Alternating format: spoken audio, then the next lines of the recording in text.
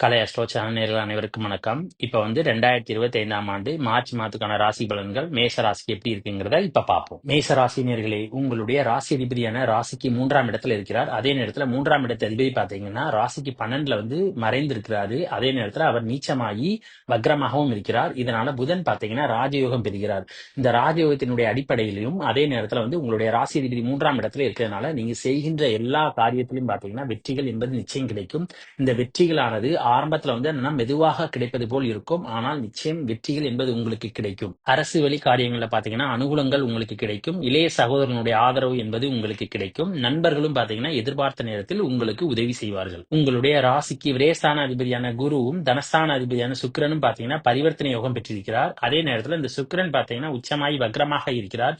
இதனால உங்களுடைய வீட்டுல ஒரு சுபகாரிய நிகழ்ச்சியின் மூலமாக உங்களுக்கு விரைய செலவுகள் காத்து கொண்டிருக்கிறது. குருவானவர் உங்களுடைய ராசிக்கு 2ஆம் இடத்துல இருக்கிறதுனால உங்களுக்கு தங்கம் சேரக்கூடிய யோகம் என்பது இருக்கிறது. அதே நேரத்துல தனஸ்தான அதிபதியான சுக்கிரன் பாத்தீங்கன்னா விரயஸ்தானத்துல இருக்கிறதுனால உங்களுக்கு பண வரவுகள் நிறைய வந்தாலும் உங்களுக்கு செலவுகள் என்பது காத்து கொண்டிருக்கிறது. ஆனது உங்களுடைய ராசிக்கு 8ஆம் இடத்துல விழுவுறதுனால தீராத நோய்களால அவஸ்தப்பட்டிருந்தீங்கன்னா இந்த சமயத்துல குணமடைவதற்கான வாய்ப்பு இருக்கிறது. மனதில் இருந்த சஞ்சலங்கள் நீங்குவதற்கான வாய்ப்பு இருக்கிறது. சனி மற்றும் சூரியனுடைய சேர்க்கையானது உங்களுடைய ராசிக்கு 5ஆம் இடத்துல விழுவுறதுனால காதலிக்கிற மேஷராசினியர்கள் பாத்தீங்கன்னா கவனமா இருக்கணும். இல்லைன்னா ஒருவருக்கொருவர் சண்டை சச்சரவுகள் போவதற்கான வாய்ப்பு இருக்கிறது.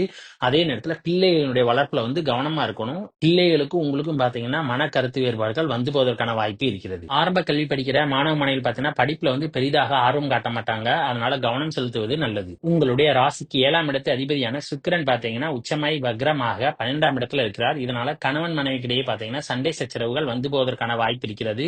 அதே நேரத்துல நண்பர்களுடன் கருத்து வேறுபாடுகள் போகும். கூட்டு தொழில், தரகு தொழில், கமிஷன் தொழில் பாக்குறவங்க எல்லாம் பாத்தீங்கன்னா கவனமா இருக்கணும். ஏன்னா தொழில நஷ்டங்கள் ஏற்படுவதற்கான வாய்ப்பும் இருக்கிறது. குருவினுடைய 5ஆம் பார்வையானது உங்களுடைய ராசிக்கு 6ஆம் இடத்துல விழுகுது. அதே நேரத்துல 6ஆம் இடத்து அதிபதியான புதன் பாத்தீங்கன்னா ராஜயோகம் பெற்று 12ஆம் இடத்துல இருக்கிறார்.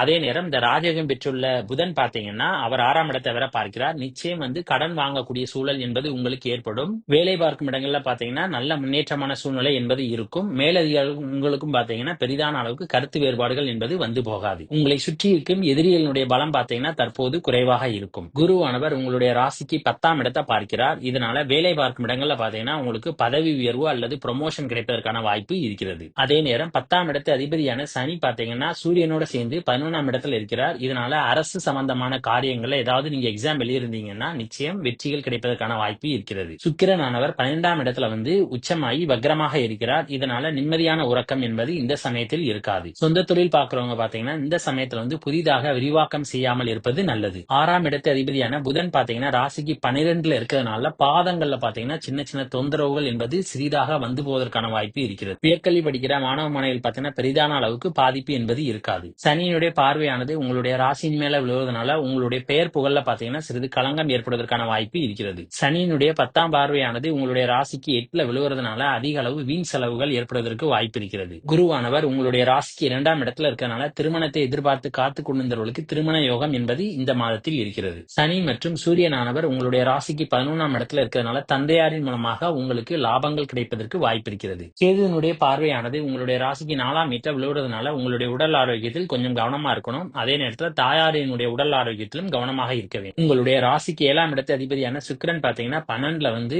உச்சமாகி வக்ரமாக இருக்கிறார். இதனால காலேஜ் படிக்கிற மாணவ மாணவிகள் பாத்தீங்கன்னா படிப்புல கவனம் செலுத்துவது நல்லது. இல்லைன்னா படிப்புல பாத்தீங்கன்னா பெரிதான அளவுக்கு ஆர்வம் காட்ட மாட்டார்கள். கேதுவானவர் உங்களுடைய ராசிக்கு 4ஆம் இடத்தை பார்க்கறதுனால புதிதாக இடம் வாங்கணும்னு நினைச்சீங்கன்னா இந்த சமயத்தில் வாங்காமல் இருப்பது நல்லது. இல்லை என்றால் வில்லங்கம் ஏற்படுவதற்கான வாய்ப்பு இருக்கிறது. அப்புறம் இந்த வீடியோ பிடிச்சிருந்தா லைக் பண்ணுங்க, ஷேர் பண்ணுங்க, கமெண்ட் பண்ணுங்க. மறக்காம பக்கத்தில் உள்ள பெல் பட்டனை கிளிக் பண்ணிருங்க. தேங்க்யூ.